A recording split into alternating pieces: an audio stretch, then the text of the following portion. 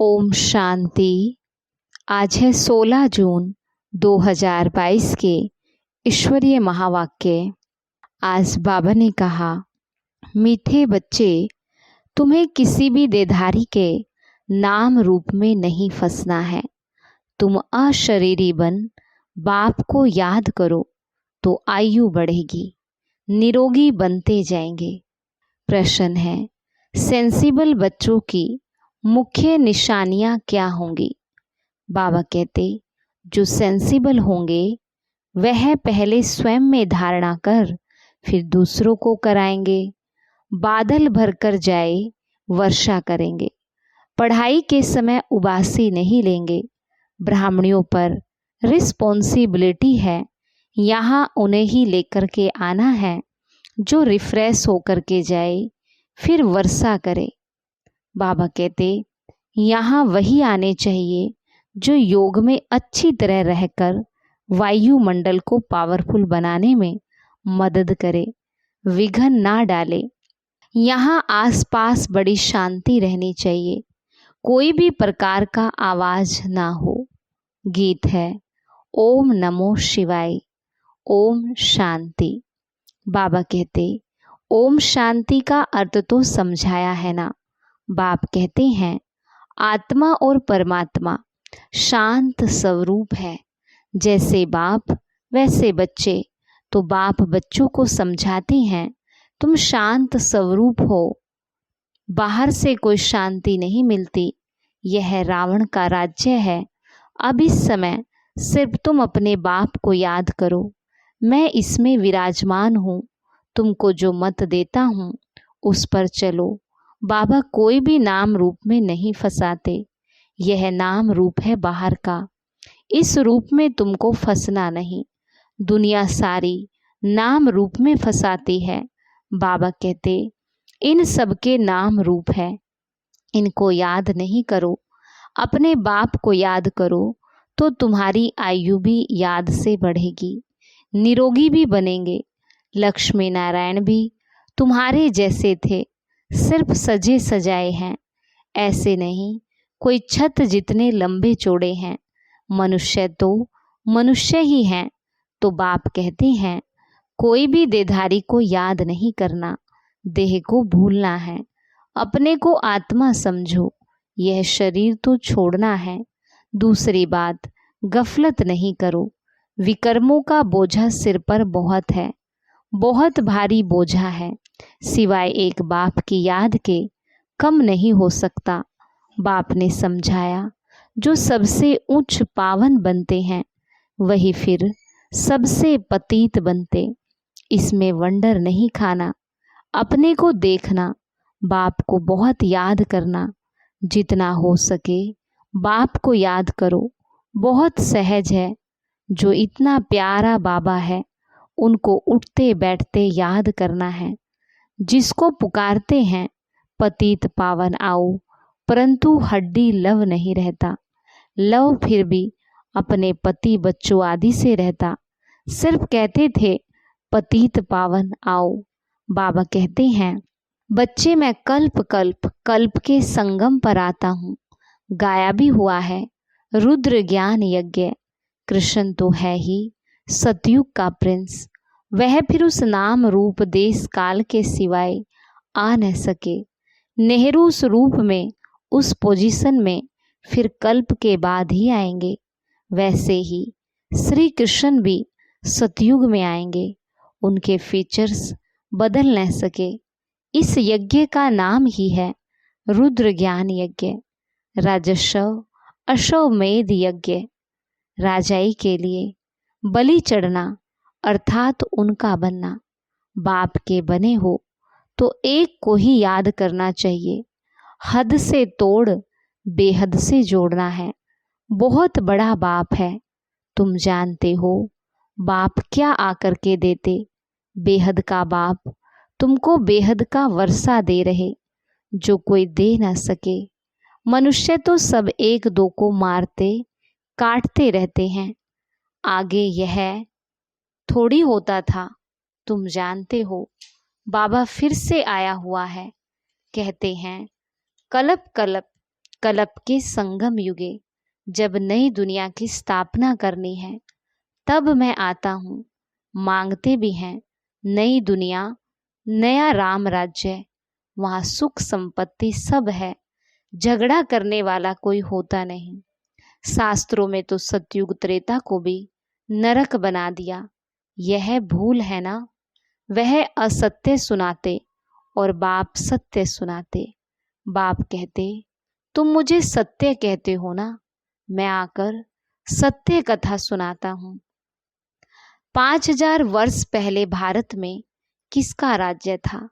बच्चे जानते हैं, बरोबर 5000 वर्ष पहले इन लक्ष्मी नारायण का राज्य था।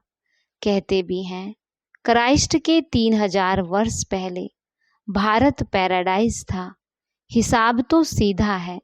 कहते हैं कल्प की आयु इतनी क्यों रख दी? अरे हिसाब करो ना, क्राइस्ट को इतना समय हुआ, युग ही यह 4 है। आधा कल्प दिन, आधा कल्प रात को लगता। समझाने वाला बड़ा अच्छा चाहिए। बाबा समझाते बच्चे, काम महाशत्रु है। भारतवासी ही देवताओं की महिमा गाते हैं। सर्वगुण संपन्न, 16 कला संपूर्ण, संपूर्ण निर्विकारी, फिर 16,108 रानियां कहाँ से आई? तुम जानते हो, धर्मशास्त्र कोई भी नहीं। धर्मशास्त्र उनको कहा जाता जिसे धर्म स्थापक ने उचारा। धर्म स्थापक के नाम से शास्त्र बना। अब तुम बच्चे नई दुनिया में जाते हो। ये सब पुराना तमो प्रधान है। इसलिए बाबा कहते पुरानी चीजों से बुद्धि योग हटाए, मामेकम याद करो तो तुम्हारे विकर्म विनाश हो। गफलत करते हो तो बाबा समझते हैं इनकी तकदीर ही ऐसी है बहुत सहज बात। क्या यह तुम नहीं समझ सकते हो? मोह की रग सब तरफ से निकाल, एक बाबा को याद करो। 21 जन्मों के लिए तुमको फिर कोई दुख नहीं होगा, ना तुम इतनी कुब्जाई आदि बनेंगे। वहां तो समझते हैं बस आयु पूरी हुई, एक शरीर छोड़ दूसरा लेना है। जैसे सर्प का मिसाल है, जानवरों का मिसाल देते जरूर उनको पता पड़ता होगा। इस समय के मनुष्यों से जास्ती अकल जानवरों को भी होती है। भ्रमरी का मिसाल भी यहाँ का है। कीड़े को कैसे ले जाते? अब तुम्हारे सुख के दिन आ रहे हैं। बच्चियां कहती हैं हम पवित्र रहते। बच्चियां कहती हैं हम पवित्र रहते हैं, इसलिए मार बहुत खानी पड़ती। हाँ बच्चे, बहुत कुछ सहन करना ही है। अबलाओं पर अत्याचार गाए हुए हैं। अत्याचार करे तब तो पाप का घड़ा भरे। रुद्र ज्ञान यज्ञ में विघ्न तो बहुत पड़ेंगे, अबलाओं पर अत्याचार होंगे। यह शास्त्रों में भी गायन है। बच्चियां कहती बाबा आज से 5000 वर्ष पहले आपसे मिले थे, स्वर्ग का वर्षा लिया था, महारानी बने थे। बाबा कहते हाँ बच्ची, इतना पुरुषार्थ करना होगा। याद शिव बाबा को करना, इसको नहीं, यानी कि ब्रह्मा बाबा को नहीं। ये गुरु नहीं है, इनके कान भी सुनते। वह तुम्हारा बाप टीचर सतगुरु है। इन द्वारा सीख कर औरों को सिखलाते। सभी का बाप वह एक है, हमको भी सिखलाने वाला वह है। इसलिए बेहद के बाप को याद करना। विष्णु को व ब्रह्मा को थोड़ी पतियों का पति कहेंगे, शिव बाबा को ही पतियों का पति कहा जाता। तो क्यों नहीं उनको पकड़े। तुम सब पहले मूल वतन अपने पियर घर जाएंगे, फिर ससुर घर में आना। पहले शिव बाबा के पास तो सलामी भरनी ही है, फिर आएंगे सतयुग में। कितना सहज पाई पैसे की बात है। बाबा सब तरफ बच्चों को देखते हैं, कहाँ कोई झुटका तो नहीं खाता। झुटका खाया, उबासी दी, बुद्धि योग गया, फिर वह वायुमंडल खराब कर देते। क्योंकि बुद्धि योग बाहर भटकता है ना। तब बाबा हमेशा कहते बादल ऐसे ले आओ जो रिफ्रेश होकर के जाए वर्षा करे, बाकी क्या आकर के करेंगे। ले आने वाले पर भी जिम्मेवारी है। कौन सी ब्राह्मणी बाबा कहते कौन सी ब्राह्मणी सेंसिबल है जो भर कर जाए वर्षा करे। ऐसे को लाना है, बाकी को लाने से फायदा ही क्या। सुनकर धारणा कर, फिर धारणा करानी है, मेहनत भी करनी है। जिस भंडारी से खाते काल कंटक दूर हो जाते, तो यहाँ वह आने चाहिए जो योग में भी अच्छी रीति रह सके, नहीं तो वायुमंडल को खराब कर देते। इस समय और ही खबरदार रहना। फोटो आदि निकालने की भी बात नहीं। जितना हो सके बाबा की याद में रहकर योगदान करना है। आसपास बड़ी शांति रहनी चाहिए। हॉस्पिटल हमेशा बाहर एकांत में रहती, जहाँ आवाज़ ना हो। पेशेंट को शांति चाहिए। तुमको डायरेक्शन मिलता तो उस शांति में रहना है, बाप को याद करना है। ये है रियल शांति, बाकी है आर्टिफिशियल। वह कहते हैं ना 2 मिनट डेड साइलेंस, परंतु वह 2 मिनट बुद्धि पता नहीं कहाँ कहाँ रहती। एक को भी सच्ची शांति नहीं। तुम डिटैच हो जाएंगे। हम आत्मा हैं। ये है अपने स्वधर्म में रहना, बाकी गुटखा खाकर शांत रहना कोई रियल शांति नहीं। कहते हैं 3 मिनट साइलेंस, अशरीरी भव। ऐसे और कोई की ताकत नहीं जो कह सके। बाप के ही महावाक्य हैं। लाडले बच्चों, मुझे याद करो तो तुम्हारे जन्म जन्मांतर के पाप कट जाएंगे, नहीं तो पद भ्रष्ट भी होंगे और सजाएं भी खानी पड़ेंगी। शिव बाबा के डायरेक्शन में चलने से ही कल्याण है। बाप को सदैव याद करना है। जितना हो सके मोस्ट स्वीट बाप को याद करना।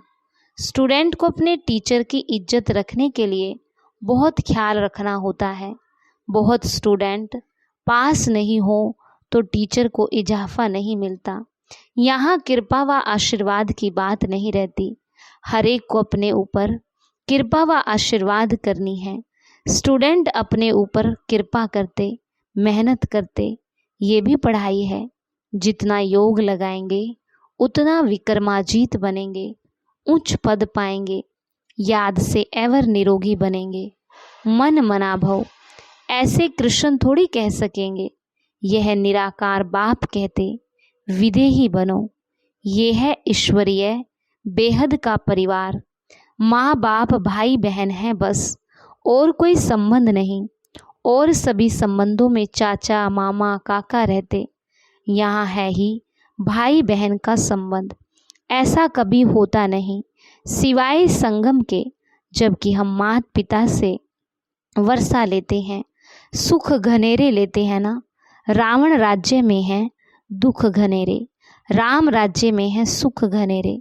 जिसके लिए तुम पुरुषार्थ करते हो, जितना जो पुरुषार्थ करता वह कल्प कल्प के लिए सिद्ध हो जाता। प्राप्ति बहुत भारी है। जो करोड़पति पद्मपति है उनका सब पैसा मिट्टी में मिल जाना। थोड़ी लड़ाई लगने दो तो देखना फिर क्या होता है। बाकी कहानी है तुम बच्चों की। सच्ची कहानी सुनकर तुम बाबा कहते सच्ची कहानी सुनकर तुम सच्चे सचखंड के मालिक बनते हो। ये तो पक्का निश्चय है ना। निश्चय बिगर यहाँ कोई आ नहीं सकता। तुम बच्चों को कोई गफलत नहीं करनी चाहिए। बाप से पूरा वर्षा लेना है, जैसे मम्मा बाबा ले रहे हैं। अच्छा, मीठे मीठे सिखी लदे बच्चों प्रति माता पिता बाप दादा का याद प्यार और गुड मॉर्निंग। रूहानी बाप की रूहानी बच्चों को नमस्ते। रूहानी बच्चों की रूहानी बाप दादा को नमस्ते नमस्ते। बाबा गुड मॉर्निंग। शुक्रिया बाबा, शुक्रिया। धारणा के लिए मुख्य सार। पहला है शरीर से डिटैच हो, स्वधर्म में स्थित रहने का अभ्यास करना है। जितना हो सके मोस्ट बिलव्ड बाप को याद करना है। मोह की रग सब तरफ से निकाल देनी है। दूसरा है पढ़ाई पे पूरा ध्यान दे, अपने ऊपर आपे ही कृपा व आशीर्वाद करनी है। बुद्धि योग हद से तोड़ बेहद से जोड़ना है। बाप का बनकर बाप पे पूरा पूरा बलि चढ़ना है। वरदान, सदा सत्य के संग द्वारा कमजोरियों को समाप्त करने वाले सहज योगी सहज ज्ञानी भव। सदा सत्य के संग द्वारा कमजोरियों को समाप्त करने वाले सहज योगी सहज ज्ञानी भव। बाबा कहते कोई भी कमजोरी तब आती जब सत्य के संग से किनारा हो जाता है और दूसरा संग लग जाता। इसलिए भक्ति में कहते सदा सत्संग में रहो। सत्संग अर्थात सदा सत्य बाप के संग में रहना। आप सबके लिए सत्य बाप का संग अति सहज है, क्योंकि समीप का संबंध है। तो सदा सत्संग में रह कमजोरियों को समाप्त करने वाले सहज योगी सहज ज्ञानी बनो। स्लोगन, सदा प्रसन्न रहना है तो प्रशंसा सुनने की इच्छा का त्याग कर दो। सदा प्रसन्न रहना है तो प्रशंसा सुनने की इच्छा का त्याग कर दो। मातेश्वरी जी के अनमोल महावाक्य। मम्मा कहती मुक्ति और जीवन मुक्ति दोनों स्टेज अपनी अपनी हैं। अब जब हम मुक्ति अक्सर कहते तो मुक्ति का अर्थ है आत्मा शरीर के पार्ट से मुक्त है। गोया आत्मा का शरीर सहित इस सृष्टि पर पार्ट नहीं। जब आत्मा का मनुष्य हस्ती में पार्ट नहीं तो गोया आत्मा निराकारी दुनिया में है, सुख दुख से न्यारी दुनिया में है। इसको ही मुक्त स्टेज कहते। इसे कोई मुक्ति पद नहीं कहते। और जो आत्मा कर्म बंधन से मुक्त है अर्थात शरीर के पार्टधारी होते भी कर्म बंधन से न्यारी है तो उसे जीवन मुक्त कहते। जो सबसे ऊंची स्टेज है वो है हमारी देवताई प्रारब्ध। इससे इसी जन्म में पुरुषार्थ करने से सतयुगी देवताई प्रारब्ध मिलती। वो है हमारा उच्च पद। परंतु जो आत्मा पार्ट में नहीं है उन्हों को पद कैसे कहें। जब आत्मा का स्टेज पर पार्ट नहीं तो मुक्ति कोई पद नहीं है। अब इतने जो मनुष्य संप्रदाय हैं वो कोई सबके सब सतयुग में नहीं चलते, क्योंकि वहाँ मनुष्य संप्रदाय कम रहती है। तो जो जितना प्रभु के साथ योग लगाए कर्मातीत बने वो सतयुगी जीवन मुक्त देवी देवता पद पाते। बाकी जो धर्मराज की सजाए खाकर कर्म बंधन से मुक्त हो शुद्ध बन मुक्ति धाम में जाते वह मुक्ति में है। लेकिन मुक्ति धाम में कोई पद नहीं है। वह स्टेज तो बिगर पुरुषार्थ आपे ही अपने समय पर मिल ही जाती है। जो मनुष्यों की चाहना द्वापर से लेकर कलयुग के अंत तक उठती आई कि हम जन्म मरण के चक्र में ना आवे, वो आश अब पूरी होती। मतलब वो सर्व आत्माओं को वाया मुक्ति धाम से पास अवश्य होना है। अच्छा, आज का हमारा अभ्यास रहेगा, मैं सहज योगी और सहज ज्ञानी आत्मा हूँ। मैं सहज योगी और सहज ज्ञानी आत्मा हूँ। आज का अव्यक्त इशारा है। बाबा कहते जैसे सोने को परखने के लिए कसौटी पर रखा जाता है, इससे मालूम हो जाता कि सच्चा है कि झूठा। ऐसे ही स्वयं को परखने व निर्णय शक्ति को बढ़ाने के लिए आपके सामने साकार बाप का हर कर्तव्य हर चरित्र कसौटी है। जो भी कर्म करते जो भी संकल्प करते अगर इस कसौटी पर देख लो कि यह यथार्थ है व अयथार्थ है, व्यर्थ है व समर्थ है, तो इस कसौटी पर देखने के बाद जो भी कर्म करेंगे वो सहज और श्रेष्ठ होगा। अच्छा, ओम शांति।